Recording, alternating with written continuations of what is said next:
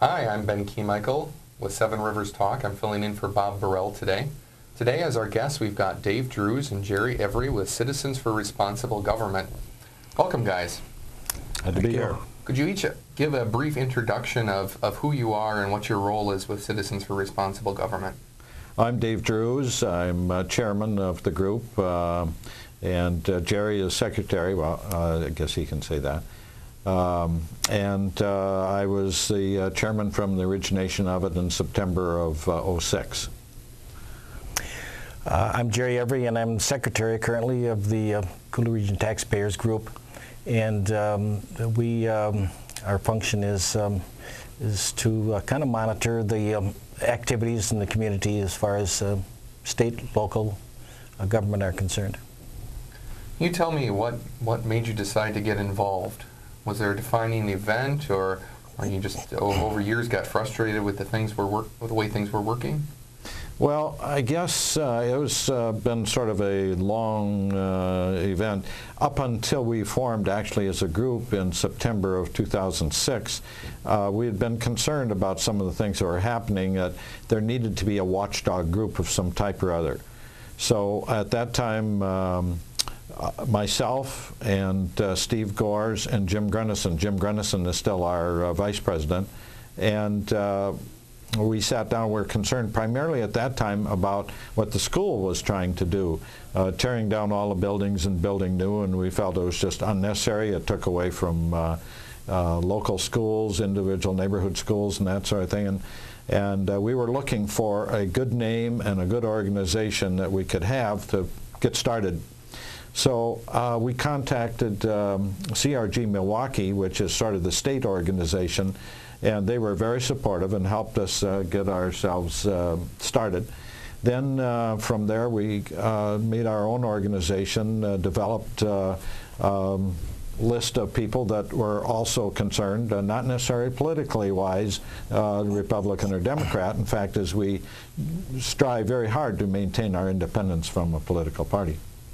Jerry, can you tell me what made you decide to get involved? Sure. I've served on the school board and La Crosse Common Council, and on various committees since then. I could see that we were going in a direction that needed some kind of an overseer.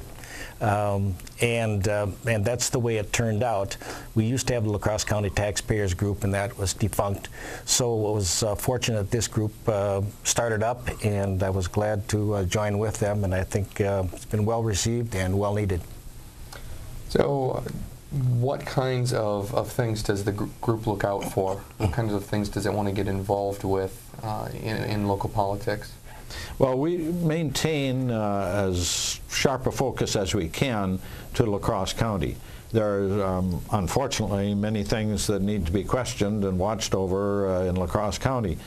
Occasionally, we do get involved in a little more regional and state that does directly affect La Crosse.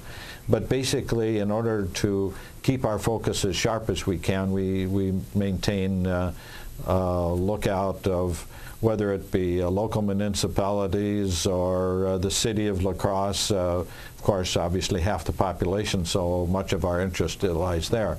However, currently, as you may have seen in the paper, there's funny things happening up at the town of Onalaska, and we're working on that, and we're making progress, and we're hoping that we can straighten that out for the taxpayers of the town of Onalaska.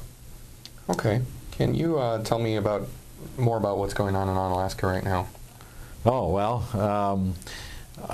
don't know if I can define it totally, because it's a very, very involved situation, but let's go back about 4 or 5 years ago. Their treasurer was convicted of fraud from not turning in all the receipts, at least in a timely manner.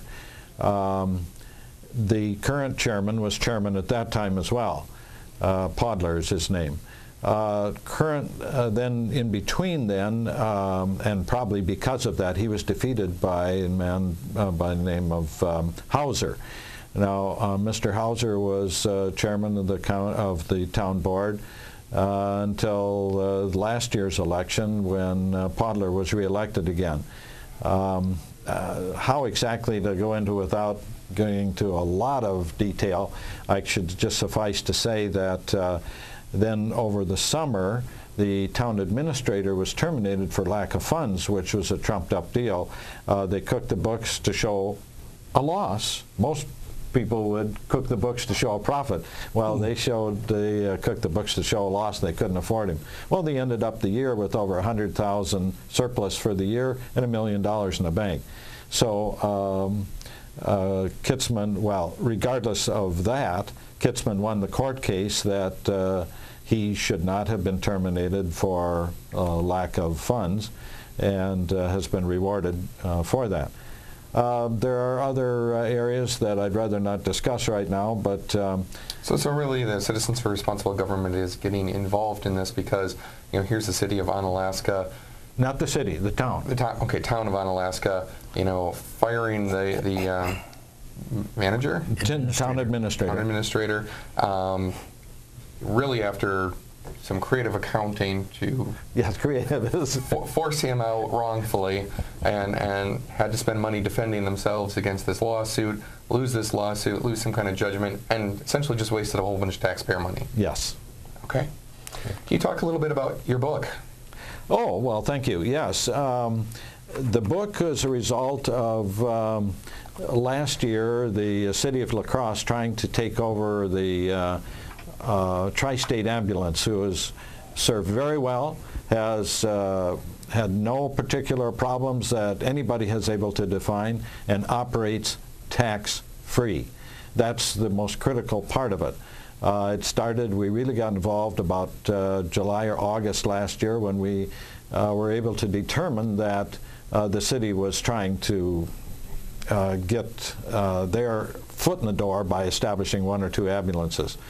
It really was amazing. In August of last year, the city held a joint meeting with Tri-State and the fire department, and they had no facts, but they tried to present a case that somehow they were going to be able to establish a ambulance system with the existing fire department employees. Well, if they could, are they overstaffed? That was one of the first questions that came up. Well, we felt they were doing something funny. Either they weren't being honest with the numbers of people and the money involved, or they were trying to do something that we felt was totally out of order. So in the process, we got a referendum together and defeated them, and we're pleased to say that for at least for the current time, that effort by the city has been put down. Okay, thanks, Dave. We'll be back in a minute with Dave and Jerry on Seven Rivers Talk with Bob Burrell. Thank you.